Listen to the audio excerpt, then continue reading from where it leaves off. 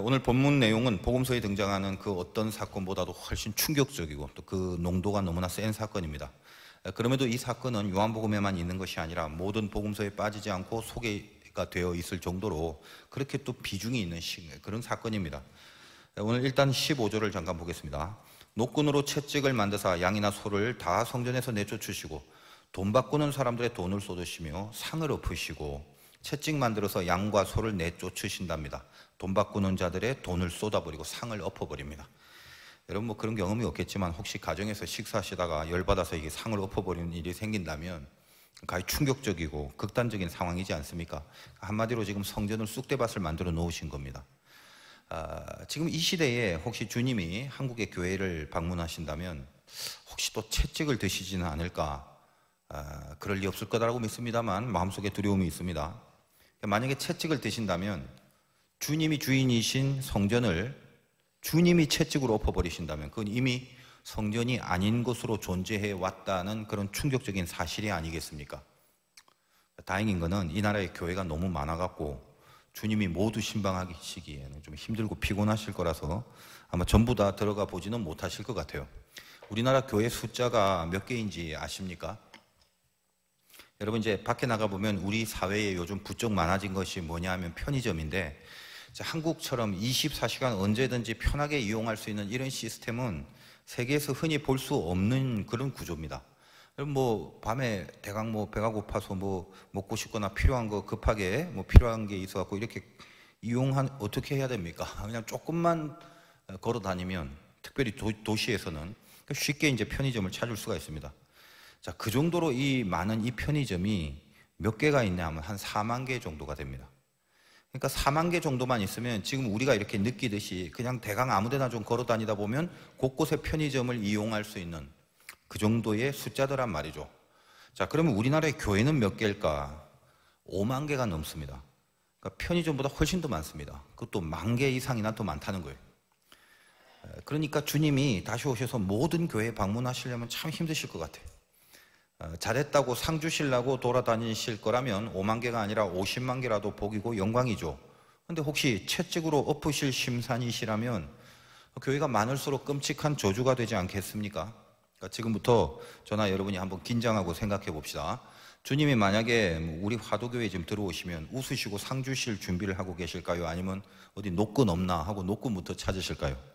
그런 생각을 하면 마음속에 이렇게 바짝 정신이 들고 또 다리가 후들거리고 그럽니다. 우리 교회는 들어오는 현관 입구에 내 집은 기도하는 집이다 라고 적혀져 있습니다. 보통 성경에서 교회를 말하는 일반적인 표현이라서 아무런 뭐 생각 없이 뭐 그런가 보다 하면서 그렇게 늘 들락거리면서 보고 계시죠. 다른 교회들도 그 구절을 써놓은 간판이나 현수막 같은 것들이 많습니다. 제가 그 구절을 이 교회에 들어오는 현관에 처음 정면에 적어놓은 이유는 그냥 일반적으로 그런 표현들 많이 하니까 뭐 덩달아서 그렇게 한 게 아닙니다. 아마도 내 집이 기도하는 집이라고 써놓은 그런 다른 여타의 교회들도 모르긴 해도 저 같은 생각을 하면서 그렇게 적어놓은 경우는 거의 없을 거라고 생각을 합니다.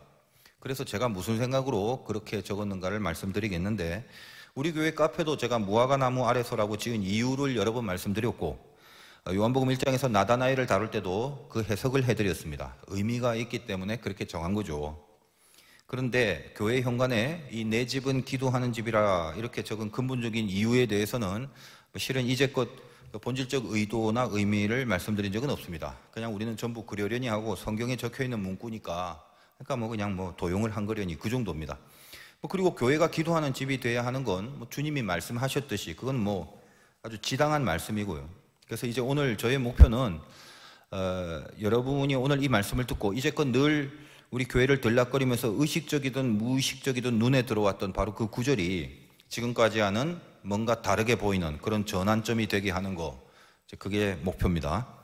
은혜를 받으셨다면 그렇게 됨으로써 내가 은혜를 받았다는 걸 스스로 한번 점검해 보시면 됩니다. 참고로 오늘 말씀은 우리 교회가 타켓이 아니라 이 땅의 교회를 향한 그 메시지입니다.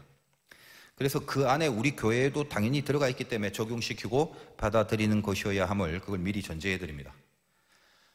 말씀을 전할 때는 이렇게 주님의 시대로 거슬러 올라가서 예수 그리스도와의 영적인 동기화를 이루어야 되는데 오늘 이 주님의 심정과 동기화를 이루려니까 그 심정의 코드가 거룩한 분노가 이거 돼야 되기 때문에 제 메시지가 혹시 이게 자꾸 불편할 정도로 거칠어지면 안 되는데 하는 걱정이 앞섭니다. 그래서 아무튼 최대한 감정을 죽이고 이렇게 조근조근 말씀을 전하도록 노력을 해 보겠습니다. 여러분 이제 주의해서 들으시길 바라요.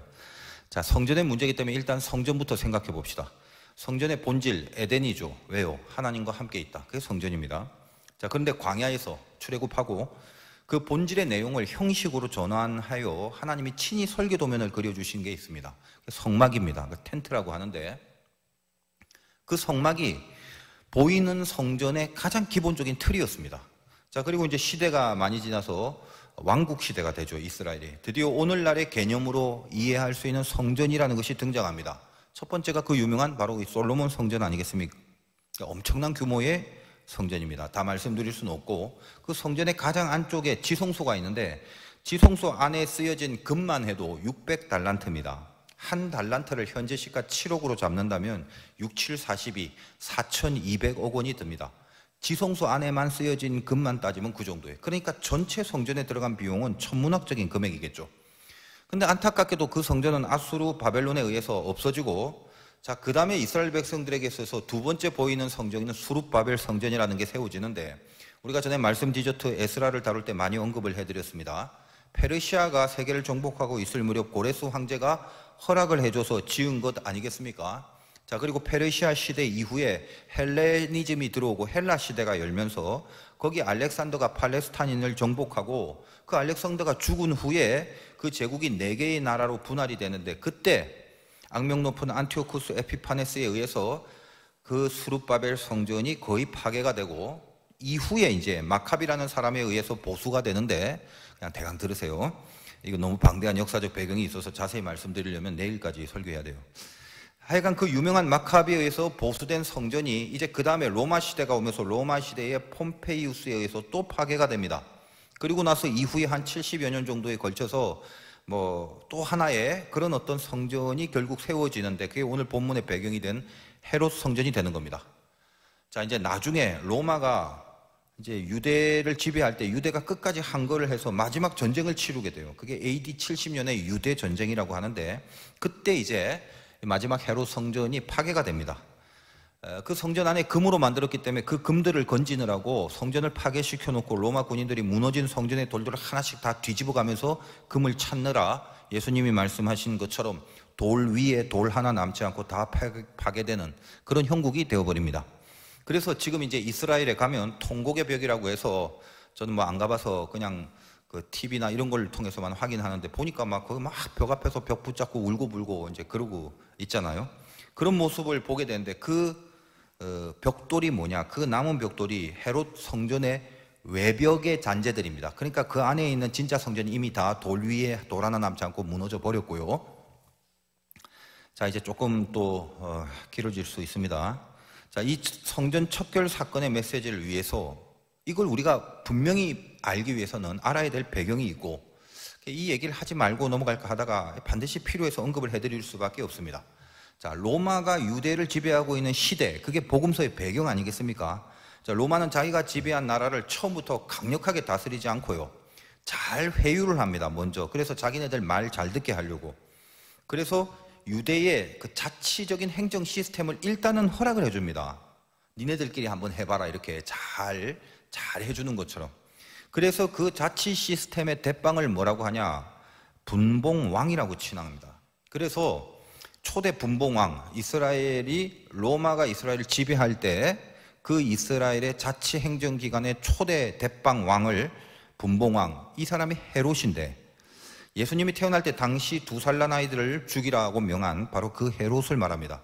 그러니까 헤롯은 유대인이지 로마인이 아닙니다. 엄밀히 말하면 유대 옆에 있는 에돔 출신의 사람이거든요. 그러니까 로마가 이렇게 얘기를 하는 거예요. 야, 유대인아, 니들끼리 왕도 되고 행정적으로 한번 알아서 살아봐라. 그런 취지에서 로마인이 아닌 유대인을 왕으로 삼는 거죠. 그 분봉왕. 자, 그런데 예수님이 나중에 공생에 다 사시고 십자가에 달려 돌아가시라 한 30여 년이 흐른 뒤에 그때는 성경을 보니까 헤롯 왕이 아니라 본디오 빌라도라는 총독이 대빵이 되어 있습니다. 자, 빌라도는 로마 사람이에요. 그 로마인 총독으로 이스라엘을 지배하는 겁니다. 이게 지금 무엇을 말하는가 하면 로마가 유대를 지배할 때 처음에는 좀 간접적으로 간을 보면서 대강 이렇게 선처를 베푸는 것처럼 간접 지배를 하다가 나중에 시간이 흘러서는 강력하게 직접 지배를 하는 총독 시스템으로 바꿔버렸습니다. 유대도 로마가 직접적으로 다스리는 지배 형태로 바뀌어졌다는 것을 의미하는 거죠. 자, 그러면 원래 모든 나라들이 다 그렇지만 지배하는 나라가 너무 세게 밟아버리면 아무리 약해도 지렁이도 밟으면 이게 꿈틀한다고 뭔가 이렇게 툭 하고 튀어오르잖아요. 그 유대에서 이렇게 강력한 로마의 지배 밑에 가만히 있을 수 없다고 해서 그 민족의 의식들이 터져 나오면서 분파들이 만들어지기 시작했는데, 그것이 성경에서 나오는 바리새파, 사두개파, 열심당이나 세례요한에서 다뤘던 에세네파 같은 분파들로 생겨집니다. 다시 말하여 이 바리새파, 사두개파, 에세네파라는 게 어떻게 막 뜬금없이 생뚱맞게 생긴 게 아니라 이 배경을 알아야 되죠. 로마가 강력하게 지배하는 그 지배 속에 저항을 하는 민족 의식에서 비롯된 다양한 분파들, 그것들이 이 신약시대에 형성되기 시작한 겁니다.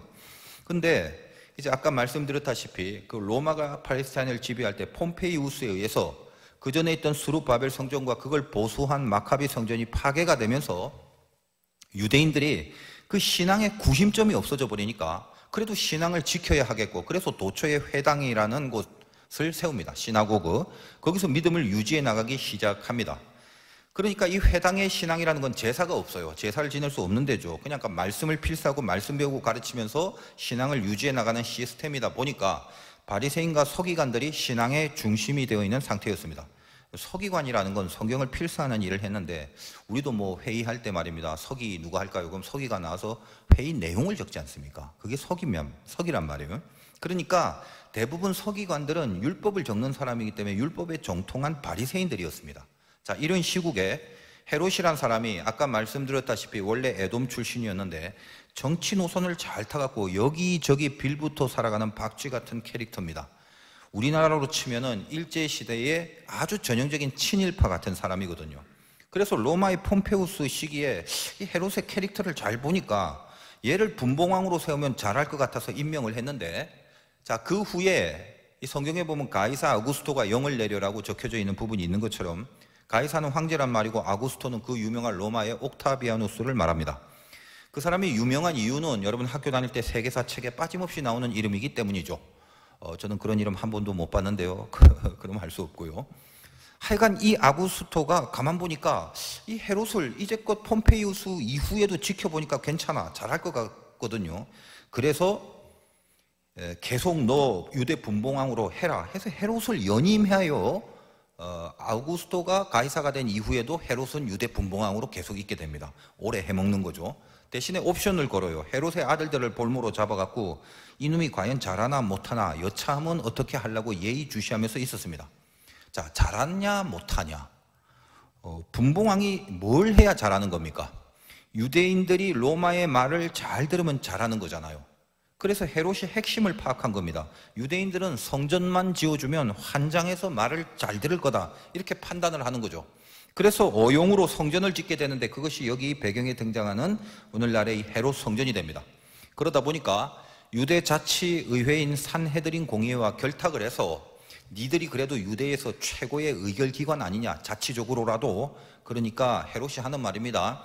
너희들 내 말 잘 들어. 성전도 내가 지어주고 그랬으니까 반항하지 말고 내 밑에서 일 잘하고 문제만 일으키지 마라. 그렇게 함으로써 유대 최고의 의결기관인 산헤드린조차도 은근히 헤롯의 정치적인 힘을 배경으로 그 입지를 강하게 구축하고 있던 그 상황과 실태 속에 있습니다. 그러니까 아까 언급한 바리새파나 사두개파 같은 분파들이 전에는 이 지방에 흩어져서 회당 중심으로 신앙을 지키다가 이제 성전이 지어지는 바람에 판도가 바뀌어버려요. 그 분파들 중에 바리새파의 세력이 확 줄어들고 제사장 가문의 후손인 사두개파가 힘을 얻게 되는 중앙집권적인 양상이 두드러지게 됩니다. 맨날 절기만 되면 이젠 지방에서 전부 다 예루살렘 성전으로 모입니다. 왜요? 성전이 있으니까 제사 지내야 되잖아요. 그래서 제사장 사독의 후손들을 중심으로 하는 사두개파의 입지가 강력해지는 것입니다. 예나 지금이나 권세가 있으면 부가 따라오는 것처럼 당시 사두개파 족속들은 흔히 말하는 진골과 성골이 되는 거라서 그 친이척들, 그 주변의 지인들 전부 다 이 성전을 중심으로 갖고 있는 그 기득권을 통해서 부를 축적하게 되는데 그 신뢰들이 오늘 본문에 나오는 거죠. 예를 들면 먼 데에서 제사 지내려고 갖고 온 자기 가축들을 보고 흠도 없는데 이거 뭔가 흠 있다라고 지적을 하면서 우리가 따로 키우는 이 양이나 소가 있는데 이거 사라고, 이걸로 제물을 드리라고. 그래서 돈을 벌기도 합니다. 그 무지하게 비싸게 받아갖고 평균 시가 10배가 되는 금액으로 받아서 부를 축적하고 있었습니다. 헌금용 돈은 로마의 황제의 얼굴이 쓰여져 있는 돈이기 때문에 이거 바꿔서 헌금해야 한다 하여 두로라는 글로만 쓰여져 있는 돈으로 환전을 하는데 그 환율을 엄청나게 매겨서 한 1,000원이면 살 거를 한 10,000원 주고 파는 거죠. 그래서 부를 또 축적하기도 합니다. 이런 식으로 사두개파들이 당시에 신흥 귀족 세력으로 성장하게 되는 거예요.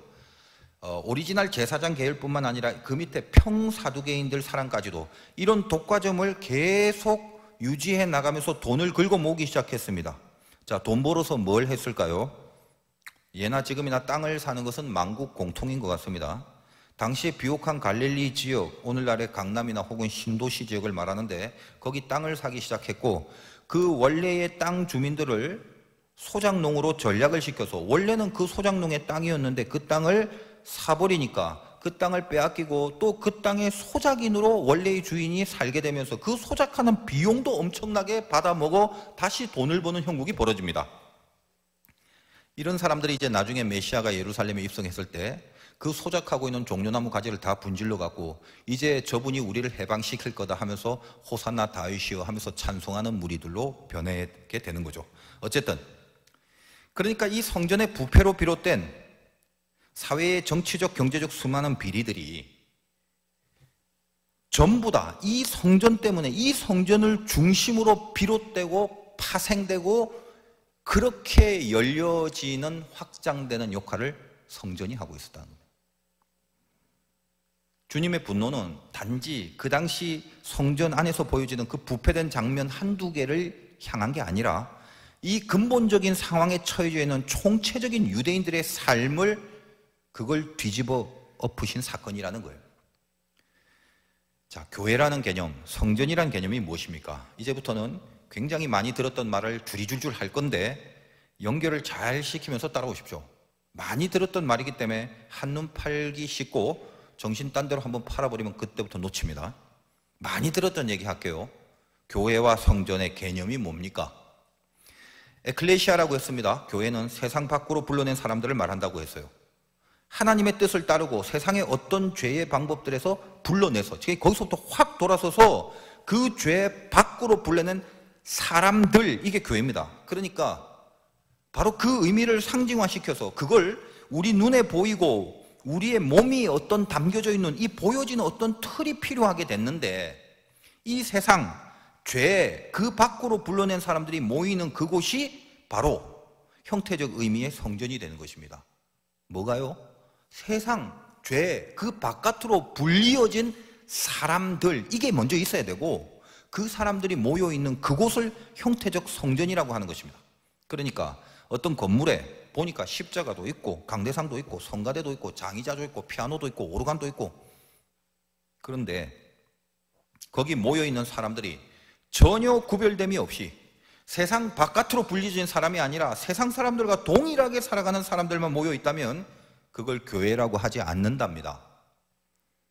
그러나 혹시 그냥 창고 같은 건물 아무것도 없어도 텐트 같은 천막이라도 아니 아예 건물조차도 없는 운동장 같은 광야라도 그 안에 세상으로부터 불러낸 죄로부터 불러낸 구별된 사람들이 있으면 거기가 형태적 의미의 교회가 된다는 거예요. 그래서 성전은 그 머리가 예수님이신 상태로 존재할 때 비로소 참된 교회로 존재하게 되는 겁니다. 머리가 주님이시면 우리 모두가 지체죠. 머리가 오른팔 들어 그러면 우리가 오른팔이 들려줘야 그게 참된 지체 아니겠습니까? 세상은 왼팔 들라고 하는데 주님은 오른팔 들어 그럼 내가 왼팔을 들리면 그게 세상 밖으로 불려진 사람인가요? 아니죠. 세상이 왼팔 들라고 하지만 주님이 오른팔 들라고 할 때 내가 왼팔을 들어야 조금 유익할 것 같이 느껴진다 할지라도 오른팔을 들 줄 아는 사람이 세상 밖으로 불려진 사람이에요. 그 사람들이 모여있는 곳, 그게 성전이죠. 그래서 주님이 머리가 되신 곳이 성전이다, 이 얘기를 하는 것입니다. 바로 그 관계, 하나님이 말씀하시면 그 말씀을 받들어 따를 수 있는 그 관계가 분명해질 때 그럴 수 있는 사람들이 교회고 그럴 수 있는 사람들이 모여있는 눈에 보이는 공간을 비로소 성전이라고 부르는 겁니다. 자, 그렇다면 이렇게 눈에 보이는 이 성전의 그 영적인 정체는 뭐냐? 요한복음 1장에서 다루었는데 요한복음 1장 14절에 이렇게 되어 있습니다. 말씀이 육신이 되어 우리 가운데 거하시며. 자, 말씀이 육신이 된 분은 당연히 예수 그리스도라는 거 알고 계시죠. 그래서 그 주님이 우리 가운데 거하신답니다. 여기 거하다의 헬라어 스케노라는 말은 천막을 친다라는 의미예요. 무슨 말이죠? 성막을 친다라는 말입니다. 성막이 성전의 본질이듯이 예수가 성막처럼 우리 가운데 이렇게 텐트를 치셨다는 거예요.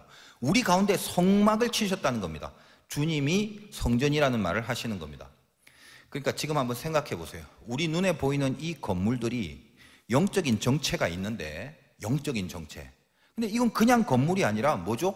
주님이 거하시는 성막입니다. 그러므로 세상 밖으로 불러낸 우리들이 이 주님 안에 들어가 있는 모습으로 있을 때 거기가 성전이고, 거기가 성전이기 때문에 하나님의 임재가 반드시 있다는 겁니다. 항상 성막 위에는 하나님의 임재가 있었죠. 지금 우리가 있는 여기가 참된 교회라면 그래서 하나님의 임재가 여기에 있어야 됩니다. 어떤가요? 하나님의 임재하심을 느낍니까? 정확하게 이해를 해봅시다. 지금 여기 있는 우리들 중에 이렇게 동일한 장소에서 같이 이렇게 있는데 어떤 사람에게는 여기가 성전이 아닐 수도 있고 어떤 사람에게는 여기가 바로 성전일 수가 있게 되는 겁니다. 무엇에 따라서 그렇게 분리됩니까? 지금 나에게 하나님의 임재가 있느냐 없느냐, 거기에 달려있는 문제라는 거예요. 하나님과 전혀 상관없이 하나님에 대하여 집중하지 않은 채 내 안에 하나님이란 건 1도 없는데 이 자리에 앉아있다면 그 앉아있다라고 해서 그 자리가 성전입니까? 절대 성전이 아닌 거예요. 자, 그렇다면 성전이라면 성전에서 무엇이 이루어지는 겁니까? 당연히 예배죠. 우리 지금 예배 드리고 있고 제사 지내는 곳이 성전 아닙니까? 제사는 왜 지내요? 하나님과의 관계를 맺기 위해서 지냅니다. 즉 하나님과 만남을 위해서. 내가 죄 때문에 하나님과 멀어져 있는데 이 제사를 지냄으로 나를 죽이고 내 죄를 용서받아서 내가 제물이 돼서 죽음으로 하나님과 드디어 만나게 되는 그 일이 이루어집니다. 근데 내가 이제 실제로 죽으면 끝나는 거니까 나 대신에 제물을 상징적으로 죽입니다. 그게 제사고 그게 예배죠. 그리고 우리는 그 희생 제물의 근본이 되시는 예수 그리스도가 나를 위해서 대신 죽으심으로 제물이 되어 주셨을 때, 그때 처음부터 영원까지 하나님을 만날 수 있음을 이미 우리는 이제 알고 있습니다. 그래서 오늘 우리의 예배가 가능한 것은 예수 그리스도가 나를 위하여 대신 죽으신 그 죽으심의 제물 때문에 지금 우리는 이 예배 속에서 하나님을 만날 수 있게 되는 거죠. 자, 그러면 만나서 뭘 할까요? 하나님이 우리를 만나서 뭘 하십니까? 술래잡기 하시겠습니까? 말씀을 하시는 겁니다. 말씀이 육신이 되어 우리 가운데 장막을 치셨다는 말이에요. 그러므로 성전의 완성은 하나님의 말씀을 선포하고 우리가 그 말씀을 따름으로 받아들여 따름으로 완성되는 겁니다. 그게 만남이에요. 그게 만남이고 그게 전부입니다. 그러니까 지금까지 제가 쭉 말씀드린 이 내용들이 없거나 빠져 있으면 성전이 아니문이다. 자, 이제 또 좀 더 본격적으로 들어가 봅니다. 제가 우리 교회 현관에 적어놓은 내 집은 기도하는 집이라, 이 표현은 오늘 요한복음과 동일한 사건이 소개되고 있는 마태, 마가, 누가복음, 거기에 전부 다 공통적으로 표현된 문장이에요. 대표적으로 마태복음 21장 12절을 제가 읽겠습니다. 너무 유명한 거라서 들어보시면 알아요. 오늘 요한복음과 동일한 사건의 내용이에요. 예수께서 성전에 들어가서 성전 안에서 매매하는 모든 사람들을 내쫓으시며 돈 바꾸는 사람들의 상과 비둘기 파는 사람들의 의자를 둘러엎으시고 그들에게 이르시되 기록된 바 내 집은 기도하는 집이라 일컬음을 받으리라 하였거늘 너희는 강도의 소굴을 만드는도다 하시니라. 지금 이 표현, 내 집은 기도하는 집, 너희는 강도의 소굴을 만들라고 한다는 요 표현은 요한복음만 살짝 다른 말로 바뀌었지 마태, 마가, 누가, 요한은 동일하게 이 표현이 되어 있습니다. 이 집이 기도하는 집이란 말하고 강도의 소굴을 만든다는 말이 연결이 돼서 적혀 있다는 겁니다. 그러니까 이 집이 기도하는 집이 되려면 강도의 소굴이 아니어야 한다는 말을 하는 거죠. 교회가 기도하는 행위를 해야 하는 곳, 그것만이 교회이기 때문에 이 집은 기도하는 집이다라고 쓰여진 게 아니란 말이죠. 뭐 때문에 이 집이 기도하는 집이라고요? 강도의 소굴이 아니기 때문에 기도하는 집이다 이 말이에요. 이걸 아셔야 돼요. 그러니까 그 기도하는 집이라고 말하는 그 말 안에 담긴 본질적 심정은 뭐냐? 강도의 도둑의 소굴을 만들지 말라. 이게 더 핵심이더라 그 말입니다. 그래서 제가 실은 우리 교회 그 현관에 붙여놓고 싶은 진짜 말씀은요, 기도하는 집이라라는 문구가 아니라 강도의 소굴을 만들지 말라. 사실 이 문구였습니다. 그러나 알다시피 너무 세서 차마 그 문구를 쓰지 못하고 기도하는 집이라고만 적어둔 겁니다. 자, 이제 여러분이 오늘 이제 마무리할 때까지의 말씀에 집중해서 은혜를 만약에 받게 됐다면 우리 교회 올 때마다 그 기도하는 집이라는 문구를 보는 순간 즉시 강도의 소굴이어서는 안 된다라는 말씀을 동시에 생각해낼 줄 알아야 한다는 겁니다. 강도의 소굴, 도둑의 소굴 이런 말들은 주님이 만들어내신 말이 아니라 마태복음 방금 읽은 관주에 보면 그 부분에 렘 7장 11절이라고 적혀 있어요. 예레미야 7장 11절에 나오는 문구를 주님이 이용하셨다는 말씀이죠. 그래서 우리가 예레미야 7장 11절로 가봐야 하는 겁니다. 복잡하죠? 조금만 더 힘내세요. 찾아봐야 돼요. 구약성경 1061페이지로 넘어갑니다. 예레미야 7장 11절. 이거는 좀 찾기 힘드시더라도 굉장히 중요한 부분이기 때문에 반드시 찾으시기 바라요. 1061페이지. 자, 일단 예레미야 7장 11절을 제가 읽어드립니다. 내 이름으로 일컬음을 받는 이 집이 너희 눈에는 도둑의 소굴로 보이느냐? 보라, 나 곧 내가 그것을 보았노라. 여호와의 말씀이니라. 자, 거기 이렇게 나오죠. 거기 도둑의 소굴이라고 나오는데 이걸 바로 주님이 이용하셔서 그 부패한 성전에서 그 말씀을 하신 겁니다. 그러니까 이 도둑의 소굴이라는 말씀이 나오기까지 예레미야 7장 1절부터 어떤 내용이 쭉쭉쭉 전개됐길래 이 11절에 이 도둑의 소굴이라는 말이 나오는지를 그걸 살펴봐야 주님이 그 말씀을 하신 의도를 아시게 될 것 아니겠습니까? 그래서 7장 1절부터 2절을 이제 추적해서 들어갑니다. 조금만 참으세요. 집중력 잃어버리지 마시고. 여호와께로부터 예레미야에게 말씀이 임하니라. 이르시되 너는 여호와의 집 문에 서서 이 말을 선포하여 이르기를 여호와께 예배하러 이 문으로 들어가는 유다 사람들아, 여호와의 말씀을 들으라. 자, 예배하러 들어가는 유다 사람들아, 오늘 우리 여기 예배하러 왔죠? 예배하러 오는 너희들아, 들으라 이 말입니다. 뭘요? 3절. 만군의 여호와 이스라엘의 하나님께서 이와 같이 말씀하시되 너희 길과 행위를 바르게 하라. 그리하면 내가 너희로 이곳에 살리라. 너희 길과 행위를 바르게 하래요. 그렇다면 이 예배하러 이 문으로 들어오는 우리들이 과연 이 하나님의 말씀처럼 우리의 길과 행위를 바르게 하려고 애를 쓰고 계십니까? 만약 그걸 안 하면서 성전으로 들어오는 자들에게 있다면, 그런 사람이 있다면, 그거와 상관없이 성전으로 들어가는 자가 있다면 그들에게 뭐라고 합니까? 4절. 너희는 이것이 여호와의 전이라 여호와의 전이라 여호와의 전이라 하는 거짓말을 믿지 마라. 이렇게 얘기를 합니다. 여기가 성전이고 여기가 교회예요 라는 그 말이 거짓말이 돼버린다는 거예요. 자, 길과 행위가 바르다는 게 뭡니까? 쉬운 말이죠. 근데 굉장히 추상적이죠. 5절부터 6절에 구체적으로 그런 얘기를 이렇게 적어 놓고 있습니다. 길과 행위를 참으로 바르게 하는 거, 그게 뭐다? 5절에 이웃들 사이에 정의 행해라. 이방인과 고아와 과부를 압제하지 말고 무죄한 자의 피를 이곳에 흘리지 말고 다른 신의 뒤를 따라 화를 자초하지 말라. 사실 이것도 추상적인데 한 구절 한 구절 깊은 뜻이 있습니다만 지금 이 부분을 다루는 게 아니니까 자세하게 분석은 안 합니다. 일단 요 말들 크게 두 가지 아닙니까? 사람 사이의 이웃에 대한 관계의 얘기, 그리고 하나님에 대한 관계의 얘기죠. 다른 신들 뒤를 쫓지 말라고. 자, 이제부터 핵심입니다. 오늘 핵심이란 얘기 계속 많이 나와요. 집중해 보세요. 자, 우리가 지금 뭘 다루려고 지금 이렇게 계속 지금 생각하고 있죠? 왜 주님이 도둑의 소굴로 만드느냐라는 그 말이 왜 나왔느냐를 지금 따지는 거예요. 자, 성경 좀 읽으신 분들은 이런 질문을 할 수 있습니다. 아니, 목사님, 어디는 뭐 도둑의 소굴이라고 적혀 있고 어디는 또 강도의 구렬이라고 적혀 있는데 도둑하고 강도와는 다른 거잖아요. 기타 등등. 근데 지금 그렇게 물으시면 곤란해요. 지금부터 말씀을 잘 들으면 강도냐 도둑이냐의 차이가 중요한 게 아니라는 걸 알게 됩니다. 자, 다시 이제 8절, 예레미야 그 7장 8절과 9절을 봅니다. 보라, 너희가 무익한 거짓말을 의존하는도다. 거짓말을 우리가 의지한답니다. 무익한 거짓말을 의존한다. 이거 어렵죠. 근데 이걸 오늘 깨닫고 가셔야 돼. 9절.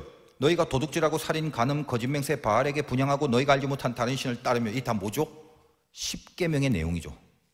그러니까 십계명은 위로는 하나님의 관계, 밑으로는 인간과의 관계 알고 계시죠. 그거 아니었습니까?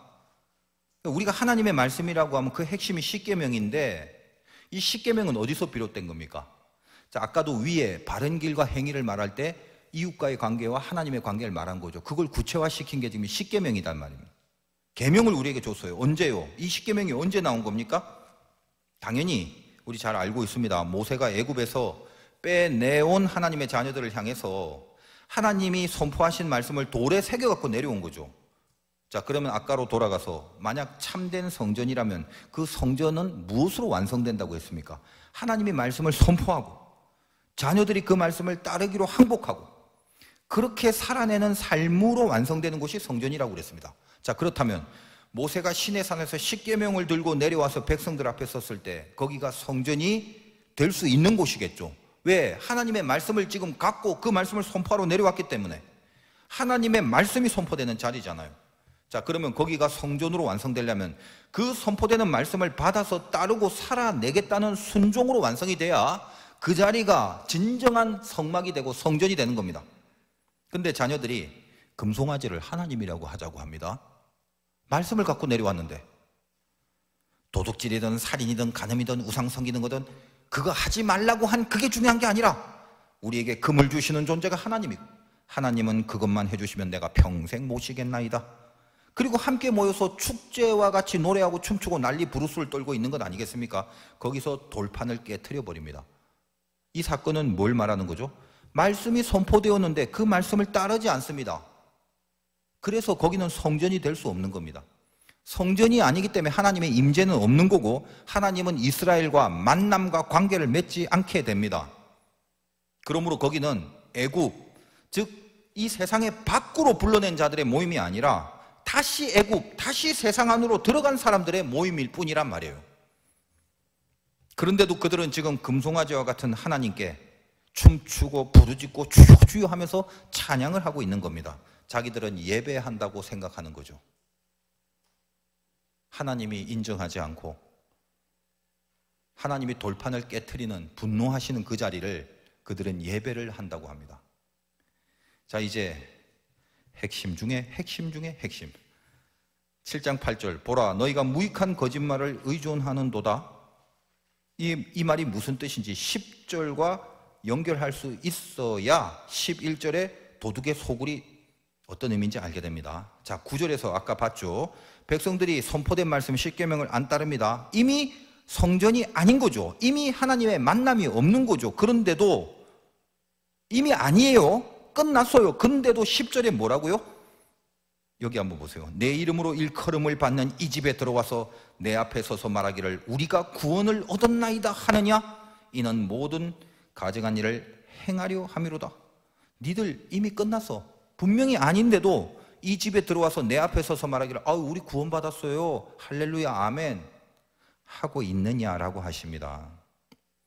근데 이 마지막 부분이 중요해요. 이는 이 모든 가증한 일을 행하려 함이로다 하고 여러분 이걸 오늘 이해하고 가면 돼요. 자, 이는 이라는 말은 대명사죠. 뭘 가리킵니까? 분명히 말씀을 따를 의지는 하나도 없으면서 그럼에도 성전이라고 여기고 이 집에 와서 나는 구원받았어요 라고 말하고 있는 바로 그 모습이라는 거, 그것이 이는 이라는 대명사가 지칭하는 내용입니다. 그러니까 이는 도대체 왜 그러냐? 왜 이러는지 아느냐? 선포된 말씀은 하나도 안 따르면서 그러면서 계속 여기가 성전이라고 들어와갖고 나는 구원받았네 라고 말하는 그 당치 않은 짓을 이걸 왜 하고 있는지 아느냐? 이는 가증한 일을 행하려 함이로다. 이렇게 결론을 짓고 있습니다. 이게 얼마나 무서운 말인지 깨달으셔야 돼요.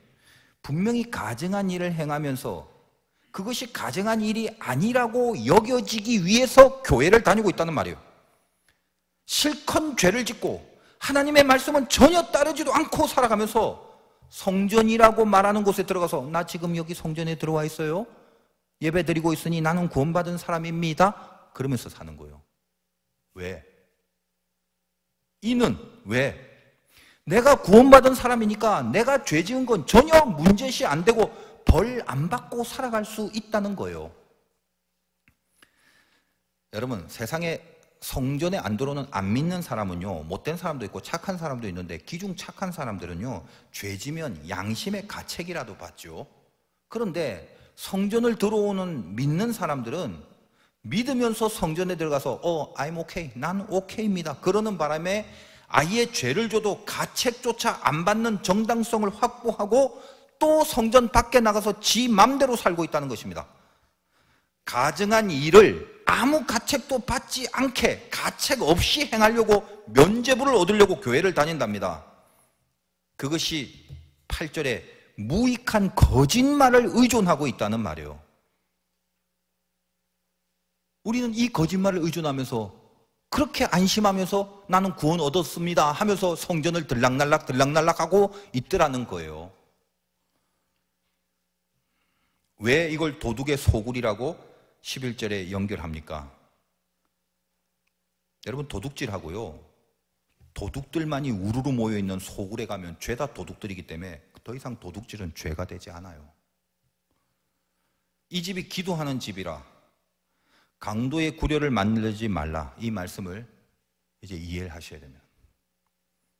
교회에 와서 그 남의 것을 살짝 훔쳐가는 짓 하지 말라, 이런 의미에서 도둑의 소굴을 만들지 말라고 한 말이 아니에요. 강도든 도둑이든 상관없어요. 범죄자들이 단체로 모여 있으면 그들의 죄는 더 이상 죄로 지적받지 않기 때문에 그렇습니다. 제가 지금 마음 같아서는 예레미야 7장을 하루 종일 설교하고 싶습니다만 꾹 참고 시간이 다 지났기 때문에 7장 21절과 23절만 다시 한번 보도록 하겠습니다. 만군의 여호와 이스라엘 하나님께서 이와 같이 말씀하시되 너희 희생제물과 번제물의 고기를 아울러 먹어라. 하나님 드리려고 제물로 갖고 온 그 고기를 하나님이 야 니나 먹어라 이래요. 사실은 내가 너희 조상들을 애굽 땅에서 인도하여 낸 날에 번제나 희생에 대하여 말하지 아니하며 명령하지 아니하고 내가 니들한테 범죄 지내고 제사 지내라고 그랬냐?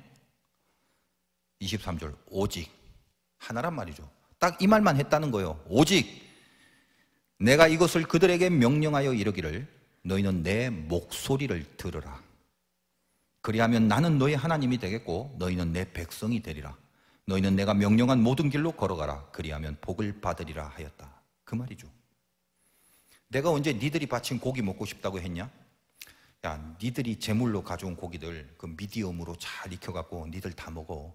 그런 심보 갖고 성전에 들어와서 그렇게 바쳐온 고기들 안 먹는다. 내가 너희에게 바라는 게 뭔 줄 아냐? 오직 23절에 오직 너희는 내 목소리를 들어라. 내가 명령한 모든 길로 걸어가라. 이것이 하나님의 깊은 심정의 토로입니다. 자, 말씀을 받고 따르는 일은 예배자들의 모습이겠지만 저 같은 선포하는 제사장, 그 말씀을 정확하게 받아서 선포하는 제사를 인도하는 제사장들은 어떠해야 합니까? 하나님은 더 신랄하고 더 깊은 질책을 하시는 장면이 나오죠. 말라기 1장 6절인데 제가 읽어드리겠습니다. 내 이름을 멸시하는 제사장들아, 나 만군의 여호와가 너희에게 이르기를 아들은 그 아버지를 종은 그 주인을 공경하나니 내가 아버지일진데 나를 공경함이 어디 있느냐? 내가 주인일진데 나를 두려워함이 어디 있느냐? 너희는 이르기를 우리가 어떻게 주의 이름을 멸시하였나이까 하는도다. 이 제사장들아, 니들이 나를 언제 두려워했냐? 니들이 나를 언제 공경했냐? 그래 놓고도 우리가 언제 주님의 이름을 멸시하였습니까? 이러고 있냐? 그리고 나서 10절에 보니까 만군의 여호와가 이르노라 너희가 내 제단 위에 헛되이 불사르지 못하게 하기 위하여 제사를 헛것으로 드리지 못하게 하기 위해서 너희 중에 성전 문을 닫을 자가 있었으면 좋겠도다.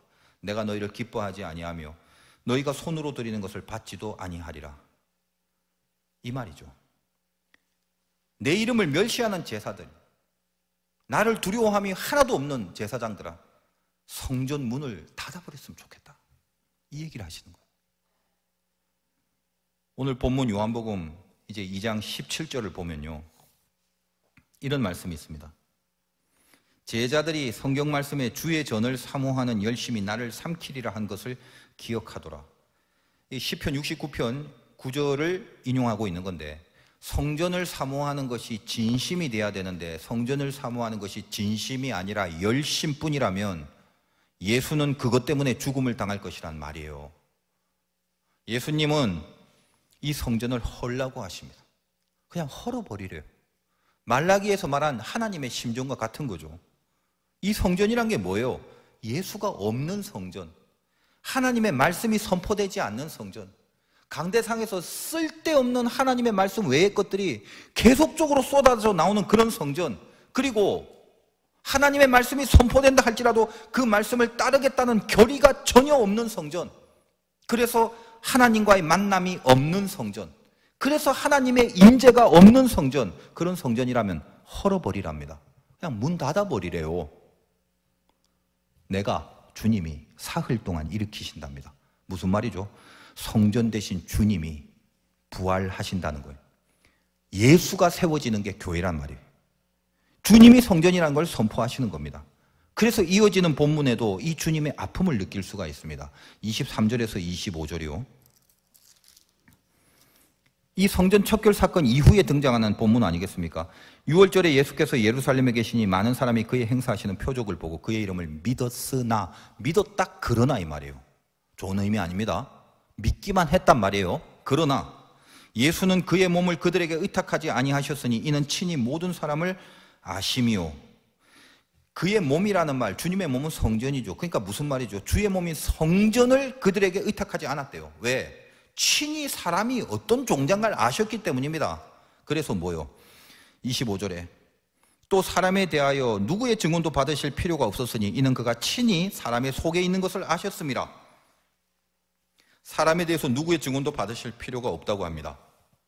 무슨 말입니까? 믿는다고 하면서 성전을 찾아오는 그 사람들의 순수하지 못한 중심, 가증한 짓을 해놓고 가증한 짓을 가증하게 여기지 않기 위해서 교회를 면죄부처럼, 성전을 면죄부처럼 이용하는 그 중심을 알고 있기 때문에 사람에 대해서 누가 뭐라 해도 그 중심을 아시는 주님은 그 사람의 말을 듣거나 인정하지 않는단 말이에요. 그래서 사람들이 아무리 정당하다고 합리화하고 내가 여기서 구원을 얻었나이다, 나는 하나님의 자녀입니다, 전혀 하나님의 말씀을 따르고 살지 않으면서도 그런 식으로 얘기하는 그 정당성과 합리성을, 그걸 하나님은 듣지 않겠다는 거예요. 그것의 중심이 뭔지를 아시는 주님이.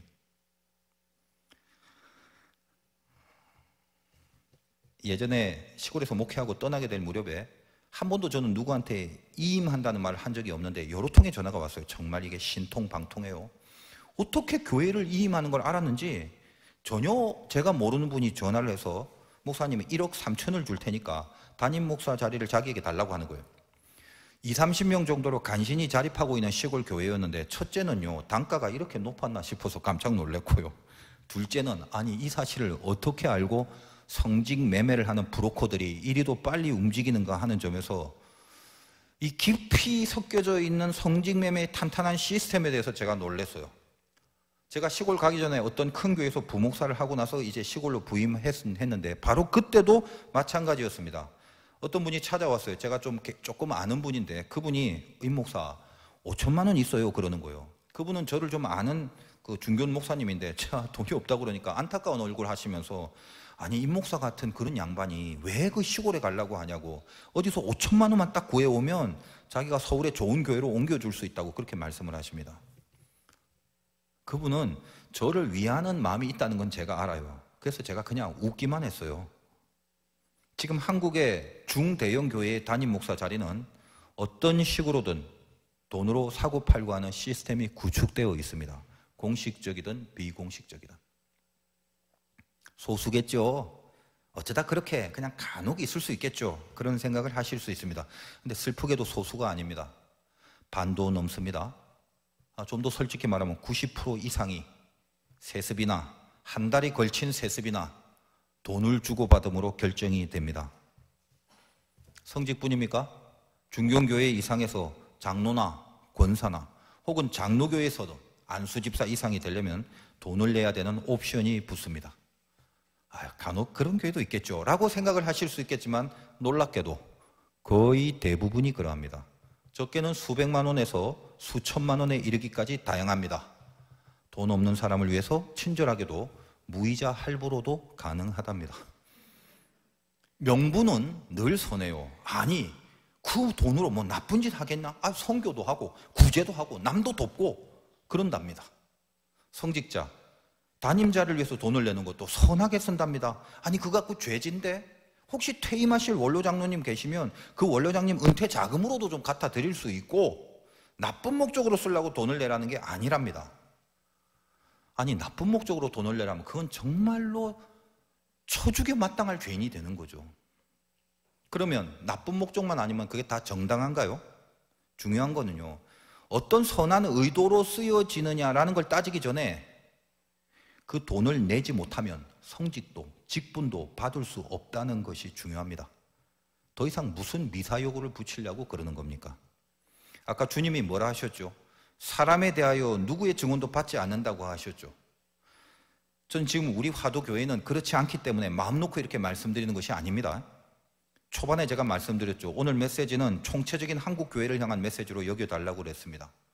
우리도 몰라요, 인간인데. 언제 또 변질돼서 비둘기 팔고 돈 바꾸는 모습으로 왕성해질지 모르는 겁니다. 하나님의 임재가 없으면 교회는 그냥 시장입니다. 시장. 말씀 준비하면서 구체적으로 주님이 저에게 교회의 수많은 다양한 장사하는 모습들 보여주시고 생각나게 해주셨습니다. 하나하나 언급하고 다 짚어가면서 반성과 성찰과 다짐들을 해야 마땅하지만 그냥 오늘 각설하렵니다. 강도의 굴혈이 되지 말아야 됩니다. 가증한 일을 행하는 정당성을 확보하기 위해서 교회 다니시면 안 됩니다. 이 집은 기도하는 집입니다. 부족하지만 저도 죽는 날까지 하나님이 목회를 허락하신다면 성전됨의 완성을 위해서 최선을 다해서 하나님의 말씀인 이 성경을 선포하도록 애쓰며 살겠습니다. 여러분들은 그 말씀에 항복하시고 받들어서 반드시 삶으로 살아내주시는 일에 전념하시기를 부탁드립니다. 그래서 여기 우리 화도교회가 하나님의 성전이고 주님의 성전임을 하나님께 인정받을 수 있는 그 교회가 될 수 있도록, 하나님의 임재가 떠나지 않는 그 교회가 될 수 있도록 끝까지 지켜내기로 합시다. 가증한 성전이라면 헐어버리고 참된 성전이신 그 주님을 세워드리도록 합시다. 이 집은 기도하는 집입니다. 승리하시기를 주님의 이름으로 축원드립니다.